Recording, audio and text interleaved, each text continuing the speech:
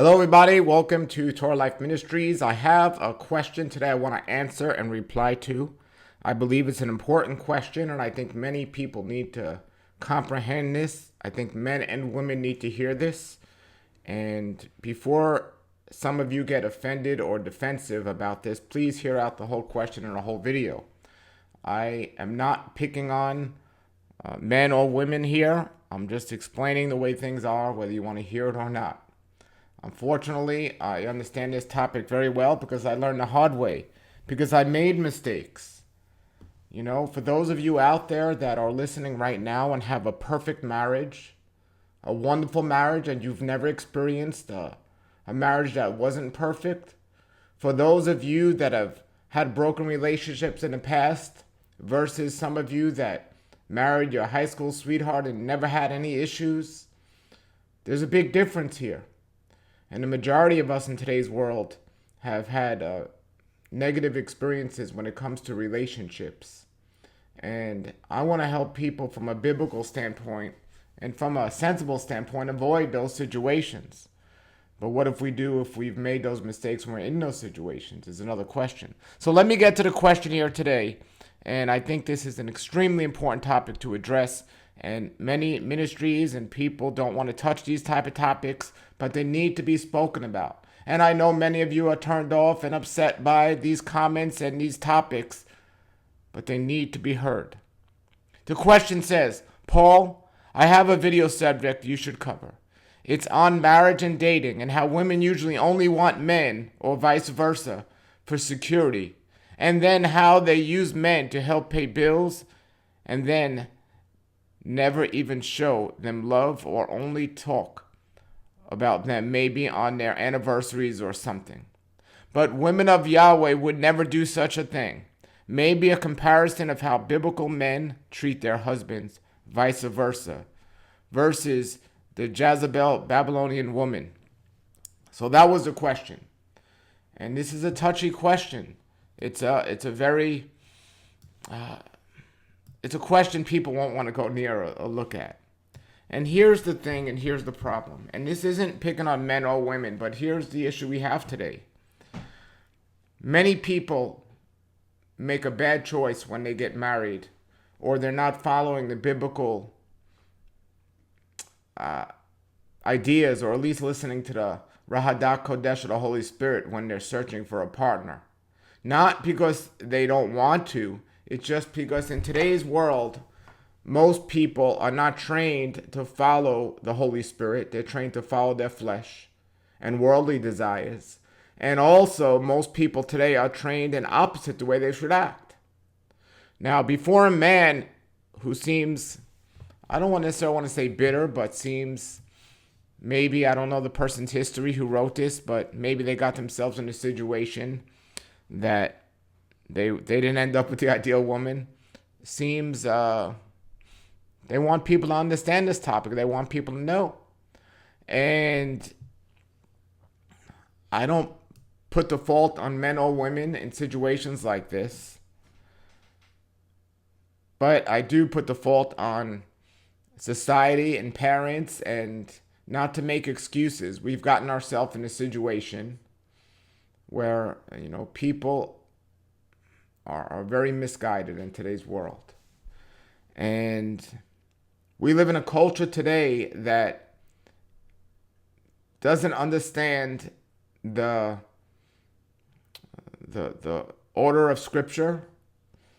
We live in a society today that doesn't use Scripture to guide what they should be doing, and they're listening to their flesh and also Satan more than they are listening to Yahweh and His Spirit. And we're going to look at this, and we're going to see how this is. Now, when I say these things in this video, if some of you get upset or defensive, the point is proven.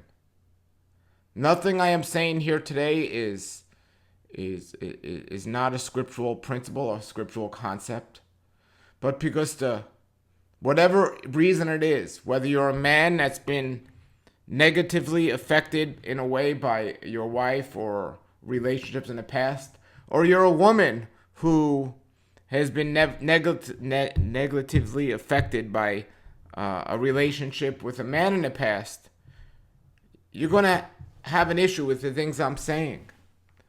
But the thing here is, and I'm seeing it more and more of people falling into this trap, and there's these new these clips on YouTube and Instagram, and like when something's about to happen really bad, this music comes on in the background. It's like, oh no, oh no, oh no. And when I hear about men and women and how they're courting and how they're getting involved and how they're getting married after knowing each other after only a couple of weeks, what's going off in my head is, oh no, oh no, oh no. Yes, there have been situations in the world today where people have met.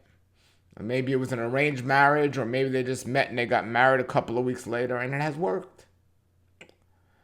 But that is not a wise thing to do in today's world. Because of society and the way men and women are brought up today, I definitely don't see it as wisdom of getting in a relationship too quickly. So I wish I would have learned this when I was younger, but here's the thing. There's a fellow named Myles Munroe, and he's a wonderful teacher, a wonderful Bible teacher, and he talks about creating ties or creating bonds with people. And I'll put the video below this link because I think it's really important for people to watch, and I think parents should be teaching their children these things. It's when we create a bond with somebody, we it's hard to break those bonds or those ties. It's hard to break them. And the level that it happens on, so we meet somebody of the opposite sex. Anytime we get personal with them, we're creating a tighter and tighter and tighter bond that is harder to break away from. And this is really, really a dangerous thing. Because if we create a bond with somebody who we don't know, or a bond with somebody who is not meant for us to create a bond with, it's not easy to walk away. You know, as humans, we have something called emotions. And it's not easy to just step away from something we become close with. And what happens is, male and female, they meet each other, whether they're attracted because of the way somebody looks. They're not looking at the real characteristics, and they're not giving enough time to really get to know someone without creating these bonds. Now, you can get to know someone maybe through other people or through a group environment, but when you're one-on-one talking to people on a personal level, for example, if you meet somebody online at the store, you know, and they say, oh, you can go in front of me. Okay, well, thank you. That was that. Now, if you're standing in line, let's say it's a long line, and you end up talking to that person. And, let's say that person is wearing something, and you give them a compliment. You've now created your first bond with them. They've accepted that, and they might give you a compliment back. Then you're talking to them, it's a long line, you're talking to them about things, and then they get personal. And then you get their name. Now you've created an even bigger bond. Now you get their name, it started out innocently, but now you got the name and some personal information of somebody you're attracted to, and vice versa. And if you exchange social media information or telephone numbers, in the old days it was telephone numbers, now your bond is getting closer and closer. And then as you have a conversation with this person, your bond is becoming closer and closer. Now the next thing you know, you're talking to this person for a few weeks, and everything good is going on in your mind, and it's all good, and each person is putting on their favorite show for each other, and showing their best side to each other. Then after a couple of months, you decide, that's the person I'm going to marry. Every question I've asked, they've answered. That's going to be my spouse. Then you get married to that person. And you find out some things about that person you don't like. And you start having arguments and commotions and all this other stuff about your disagreements. And I get this all the time, and this is what's happening. And then you find out that maybe things aren't lining up spiritually with both of you. Or you certainly don't like some things about each other. Or you're seeing some things in a different way than you saw when you were first talking in those first couple of months. And then the marriage problems come in. And then it goes down the drain from there pretty much. When you bond with another person, bonding is a dangerous word. Bonding is like shooting webs at each other, like a spider web. Every time you speak to someone, you shoot a web. Every time they listen to you, they get a web. And the more you talk to someone, the more webs are created. And then the deeper the conversation gets, the thicker the webs become. I get more and more people contacting me now than ever before about relationships that are going sour. And 99% of the time, it's the reason because people have created a bond with somebody too soon. And please see that video below. I'll put the link there by Myles Munroe about creating bonds. And they've created this bond with someone else that they shouldn't have. And so things are wrong. And I'm getting all these negative things and everything else. So I think the first problem is, and I know that's not your question. Your question is to address how to deal with this situation. Well, in a way, it is how to deal with this. First, we need to take responsibility for we messed up. Whether what side you're on, whether you're a man or a woman, if you've made the error of bonding too quickly and getting married and making a vow and a covenant before even knowing a person, and it takes time to get to know a person, regardless of how much time you spend together, regardless of how much you're talking on the phone, it takes time to get to know a person. And emotions can get in the way, so if you can get to know a person without an emotional connection, you can really get to know a person. But when you get into know a person with emotions involved and everything else, most people act too quickly. Now, some people say, well, in the Bible, when we see Isaac and we see Rebecca, they just met and she came off the horse and she had a veil on, she pulled up a veil, they went in a tent and they came out, they were married. That's not the white pony, happy ever after love story that most people are experiencing today. It would not be good advice to meet a woman and marry her the first day you met her, or the first week, or the first month. I'm not saying it hasn't worked and hasn't been successful for people in the past, but for the most part, it's not a good practice to get into. We need to get to know each other, basically, and so it's the fault of both people. I wouldn't necessarily blame a woman just the way she acts, So I asked this person this question. The person asked the question here about marriage and dating, and they say when do a video on how women usually only want men, or vice versa, for security, and how they use men to help bills and never even show it. And I would blame the man here more than anything, because of the untraining of the parents and society. Why would a man date or marry a woman who was like this? I blame the man for a situation like this, not the woman. Because of society, you've made this great error in dating a person like this.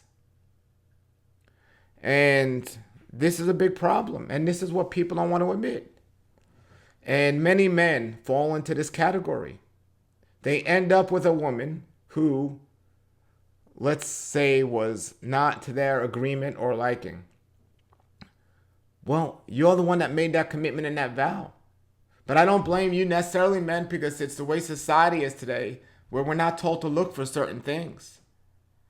We're not told to vet a certain situation. It's also like the opposite situation when a woman says, when there's a single woman, most single women, are not most divorced women that have children are not good judges of character. You know, they're leaving the man, or on some level, and maybe the man left them, that they had a baby with. And you think, well, what if the man was a jerk? Well, then, woman, you weren't a good judgment of character. The problem is judgment of character for men and women. I'm not picking on men here, and I'm not picking on divorced women who have child, but I'm saying we have not been taught to have good judges of character in today's world, and this is why we have a problem. There's a woman on YouTube here that I watch, and I'm going to interview her really soon, and she just did a video about the Proverbs 31 woman. And I want to put this video on here now and just put a couple of clips from this, and I'll be interviewing her about this a little bit more in the future. And it's really important. So there are several important things. Number one is we need to become good judges of character. Number two is we need to look at who we're creating bonds with and who we're letting in our inner space and our personal life. And number three, we need to look at the reality of certain things and measure how we truly are and what we truly believe. So there's two types of questions here. Number one is, how do you deal when you're in a particular situation? When you're married to a person or you're with a person that you're not in agreement with them. But the real question comes down to is, why did you get in that situation to begin with? You must correct that flaw of your bad character of judgment before you discuss about how you're going to get out of any situations or anything else, because bad judgments leads to more bad situations. And it's just the way we're brought up in today's world. And let me show this video to you, about this, for example, and show you here. It's a great video about the Proverbs 31 woman. And most women today will not fall into this category. And I don't blame you women, I blame society. Society is bringing up women to be different, and men are brought up to be different. Men, you are guilty, and women, you are guilty for having bad judgments of character, for not getting to know each other long enough. I'm going to break down this video now, and I want you to understand these different things. And I see this all the time of the spirit of the weak man and the feminist woman. This is the problem. The weak man and the feminist women. Now, there are certain thoughts of the Jezebel spirit and the Ahab spirit. And we could say technically the spirits aren't connected to a particular way a person's acting. Possibly you could look at it that way, and you could say, oh, the Jezebel spirit is just a Christian saying for a woman who's controlling or manipulative. Or you could say the Ahab spirit is a spirit for the type of man who's just weak and just doesn't stand in his authority. He's really not being a man. And it's a good characteristic of the way we're brought up today. Women are brought up from a feminist mindset, not a biblical mindset, and men are being brought up today in a weak Ahab kind of mindset of not being men. And it's a big problem, and until we become good judgments of characters, we're not going to be able to understand this. So I'm going to put the video link and also the person's name and video channel below this video.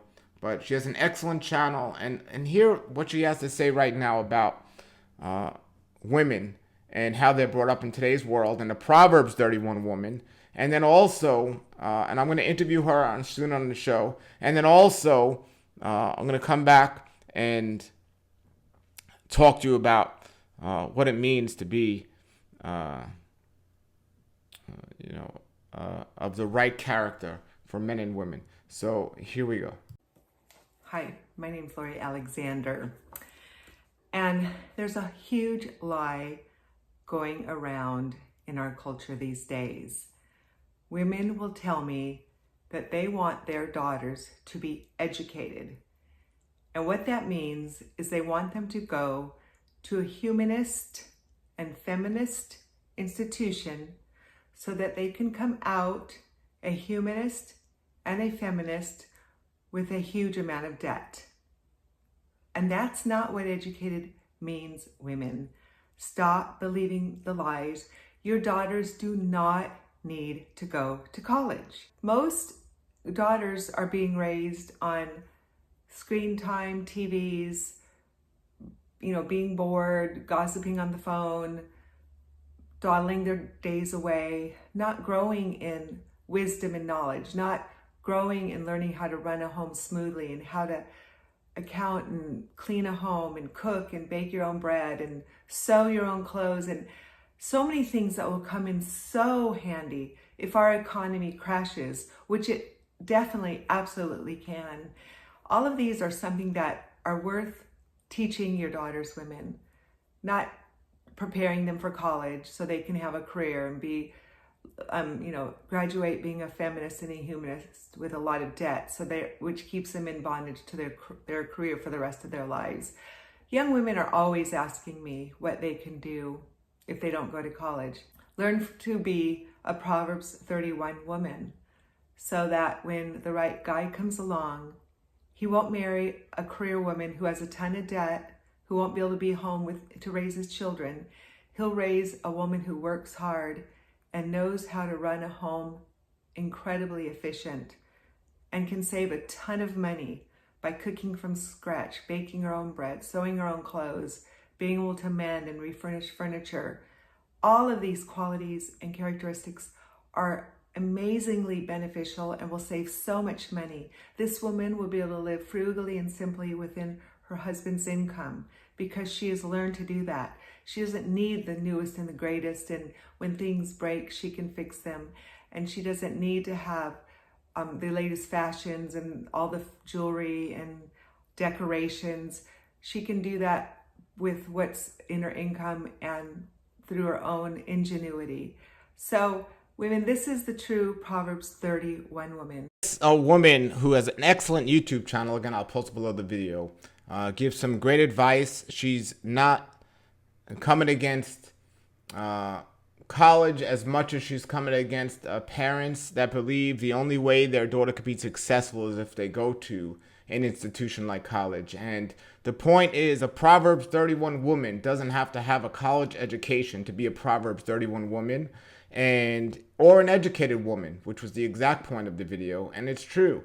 And most women today, and they teach their children to this, and society teaches that women today cannot be considered successful in today's world unless they can be on a equal level with men in terms of how much money they can make at a particular job or working for a particular company, working for someone else.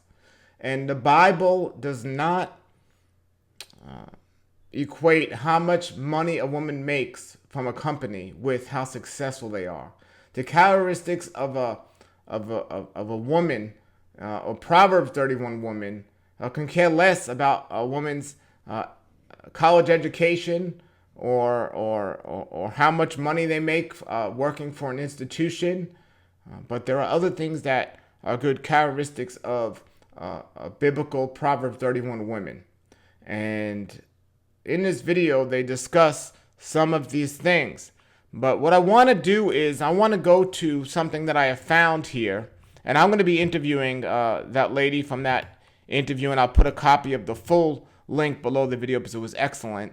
So please watch this. But what I want to discuss here, and by the way, for men and women, in the old days, the idea was, go to college, get a job for a good company, and make a lot of money. And that was considered the success story. Even if you take every biblical concept out of it, that is not good advice for today for men or women. Today it should be learn some life skills, and at least for men, don't work for a good company, but own a good company, and so on. And for women, learn biblical characteristics of what a Proverbs 31 woman should be. And for men, be a man. Be a man. And these are two important things that men and women should have before they decide to get into a relationship. And again, the biblical characteristics for a Proverbs 31 woman is not that they could be successful in business or successful in this world. That is not the characteristics of a Proverbs 31 woman. And I look at this article here. It's an article that comes from Home Economics School textbook in 1954. And it's questionable if this was true or not. There's a website out there on the internet that distinguishes if these articles or these things are real or are they made up. I think it's called Scopes or Snopes. Are they real or are they made up? Were they true or were they not true? And we're gonna look at these. Let me find it here. We're gonna look at this and see what it said if this article is true. But first, let's read the article. It says in the article here. Let me just find it. Okay, how to be a good wife. Now, men, if you want to be a good judgment of character and you don't want to be considered guilty for what you're doing, this is the definition, or at least some characteristics you should look for in a woman. As you're getting to know them, not on a personal level, but through group environments or other people. And then there's the characteristics of a good man. A good man should be a provider. A good man should be a spiritual leader of their household. A good man should be a protector.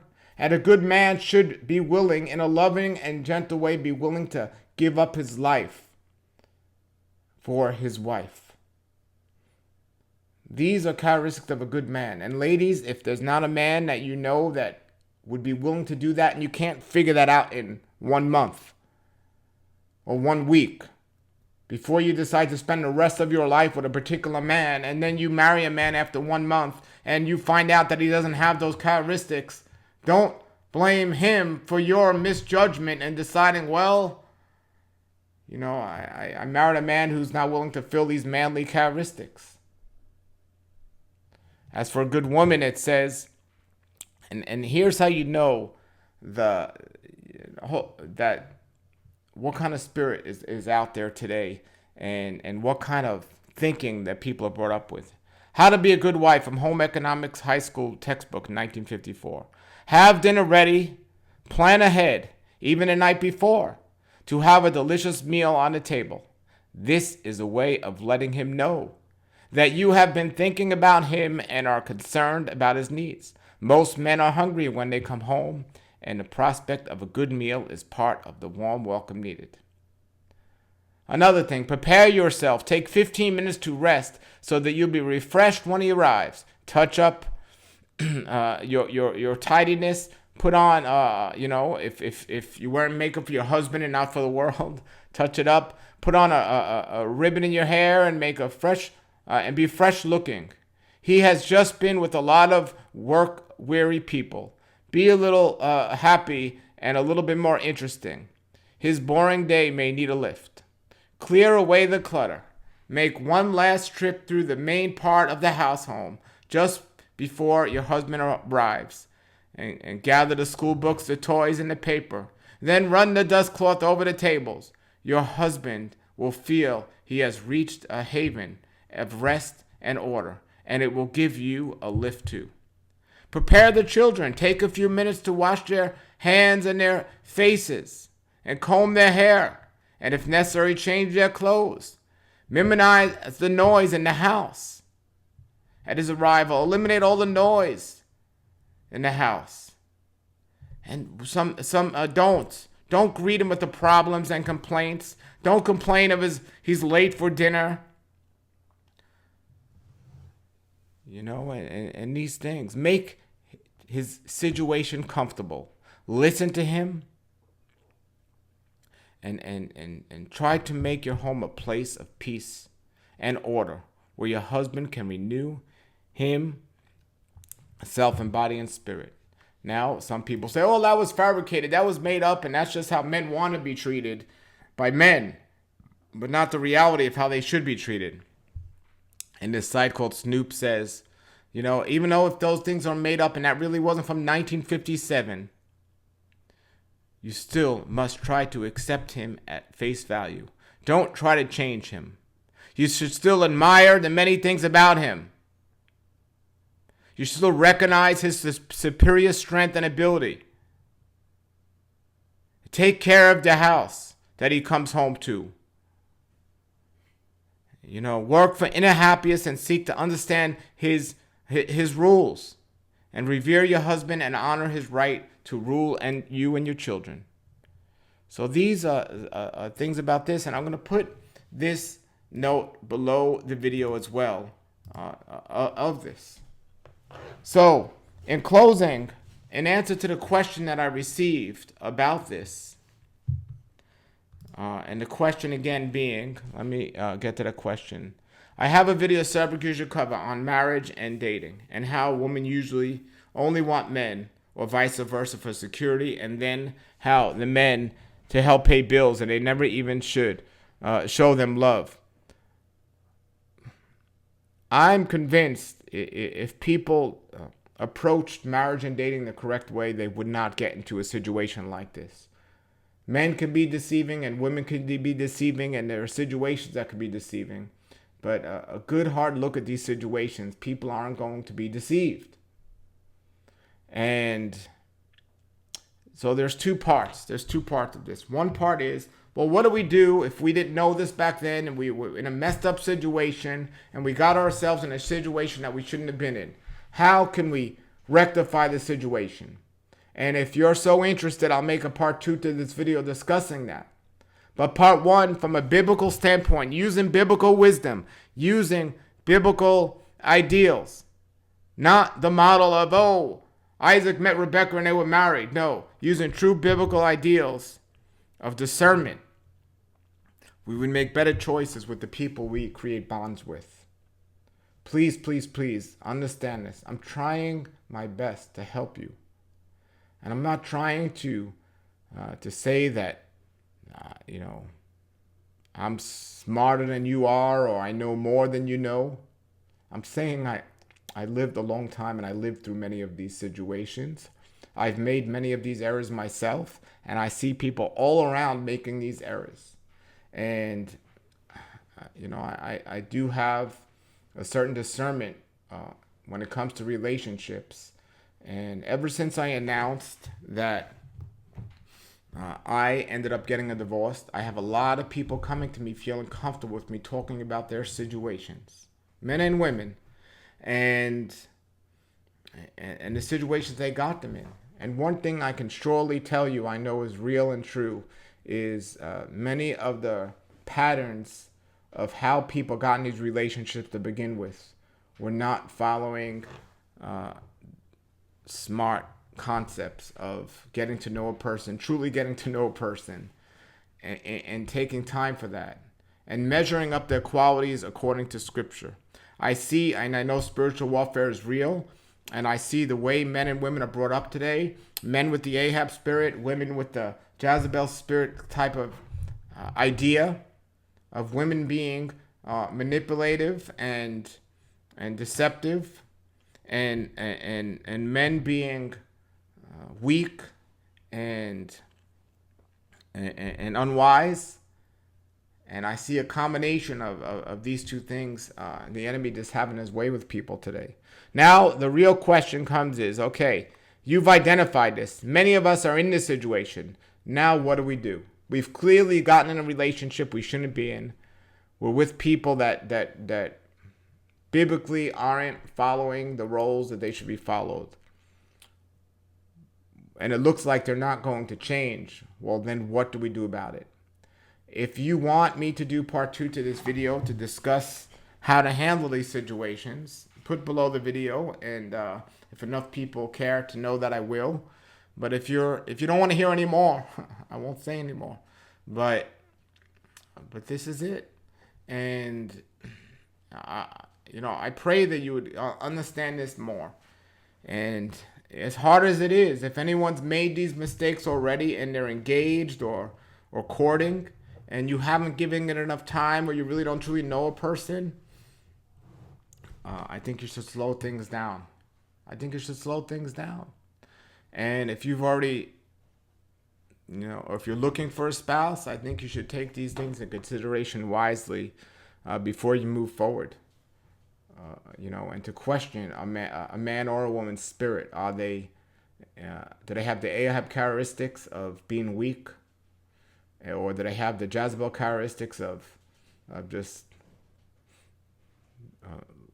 kind of have the feminist viewpoint? Have they brought up by that? And a lot of it, you got to look at their parents and their friends. It's an important thing people don't understand is when you meet somebody, you got to look at their parents and their friends. That helps give you a non-emotional attachment to who that person you're considering marrying is really like. If their parents are feminists, the mothers are feminists and weak men, the men, or their friends have certain characteristics, you might be, because of your emotional involvement, missing some of these things about your potential spouse that you need to consider. And some people want to call them red flags. And let me put it this way. I see people that are about to get in relationships, and there's a ton of red flags, but they move forward with it.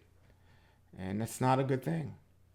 And finally, I could tell you, because there is an emotional attachment in these particular situations, when I was looking, this is my current spouse is absolutely amazing. 100% a Proverbs 31 woman who I am completely thrilled with the decision that I've made, and she fulfills every spiritual area completely of being a Proverbs 31 woman and a wife, and it's just a beautiful, blessed thing, and it is possible out there, men, to have a woman like this. But I got to a point where I was able to admit, I don't know these things. My judgment, because of my training as a child, because of the people and the culture I surrounded myself with, were looking for the things I shouldn't have been looking for, and didn't understand about not getting emotionally attached, and didn't understand about not getting into a situation too quickly, and made major mistakes and errors. But I got to a point where I was able to admit, I can't do this. I am not wise enough to make a decision about who I'm to spend the rest of my life with. So what I did was I found a person who was wise enough. I found a person, some people want to call it a counselor, whatever you want to call for it. I made a decision after making many mistakes in my life. And I'm trying to help you not have a broken heart or a broken marriage with this advice. Not here for you to get defensive, but to take this wisdom wisely. I made the decision, when it comes to the person I'm going to spend the rest of my life with, yes, ultimately it's between me praying and my Creator. But even in that, our emotions can get involved. That I was going to have a handful of people, and specifically maybe one or two people, that if they did not okay the decision I felt of who I was going to spend my life with, I wasn't going to do it. I wasn't going to do it.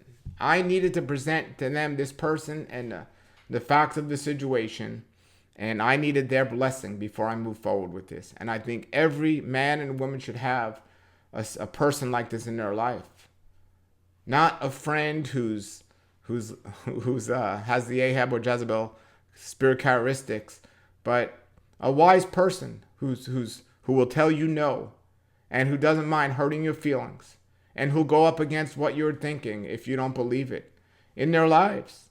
I believe it's important.